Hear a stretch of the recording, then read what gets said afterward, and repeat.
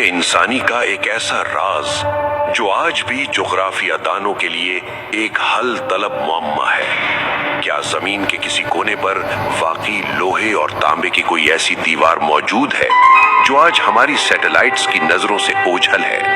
یہ کہانی کسی افسانے سے شروع نہیں ہوتی، یہ کہانی شروع ہوتی ہے بغداد کی شاہی لائبریریوں میں محفوظ ایک قدیم دستاویز سے۔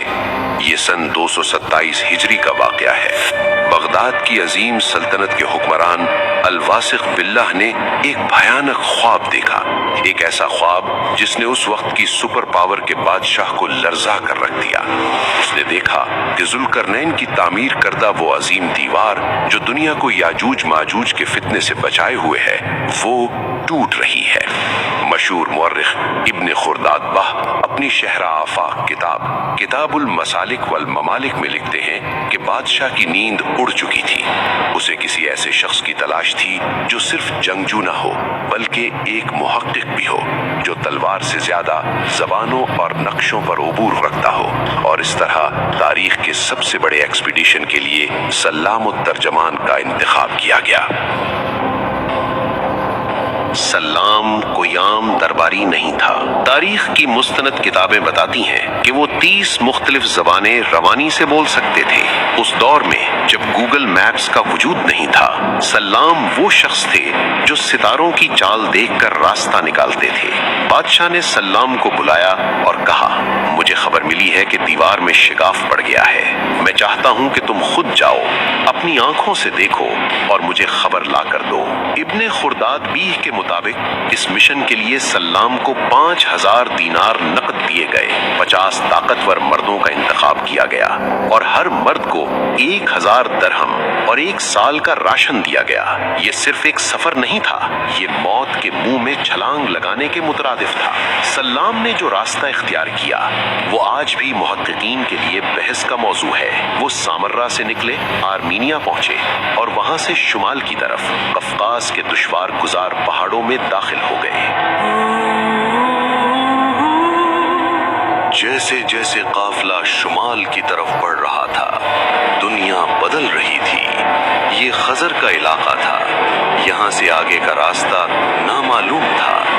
سلام اپنی یادداشتوں میں ایک ایسی زمین کا ذکر کرتے ہیں جسے ارض سیاہ یعنی کالی زمین کہا گیا۔ یہ جگہ اتنی پراسرار تھی کہ وہاں کی مٹی سے شدید بدبو آتی تھی۔ محققین کا خیال ہے کہ یہ شاید وہ علاقے تھے جہاں آج تیل اور گیس کے کنویں پائے جاتے ہیں، یا شاید کوئی دلدلی علاقہ۔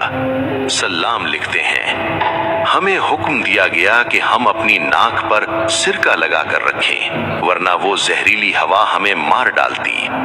راستے میں ویران شہر ملے، ٹوٹی ہوئی عمارتیں۔ جب مقامی لوگوں سے پوچھا گیا تو انہوں نے لرزتے ہوئے جواب دیا، یہ وہ بستیاں ہیں جنہیں یاجوج ماجوج نے ماضی میں تباہ کر دیا تھا۔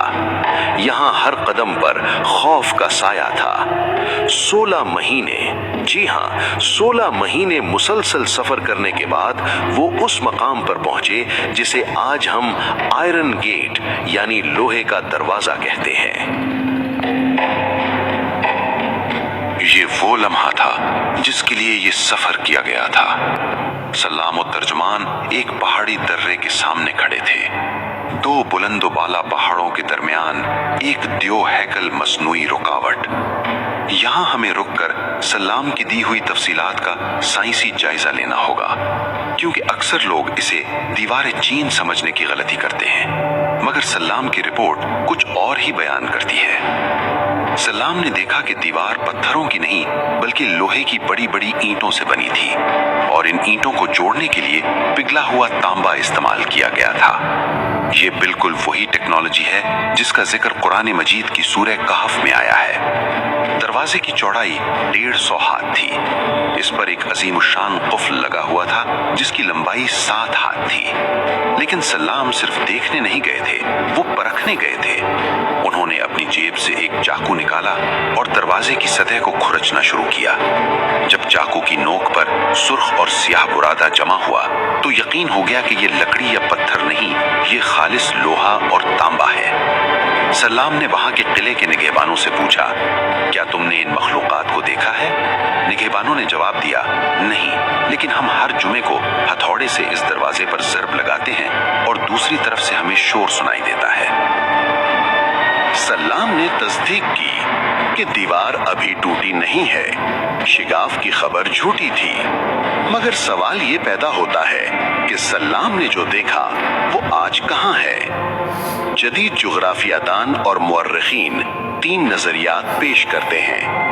پہلا نظریہ یہ دربند کی دیوار تھی جو آج روس کے علاقے داغستان میں ہے، لیکن دربند کی دیوار پتھروں سے بنی ہے، لوہے سے نہیں۔ دوسرا نظریہ یہ داریال گارج تھا جو قفقاز کے پہاڑوں میں ہے، یہاں قدیم زمانے میں لوہے کے دروازے موجود تھے۔ اور تیسرا نظریہ جو سب سے زیادہ حیران کن ہے کہ یہ مقام اب اللہ کے حکم سے ہماری نظروں سے مخفی کر دیا گیا ہے، جیسے برمودا ٹرائنگل یا دیگر راز۔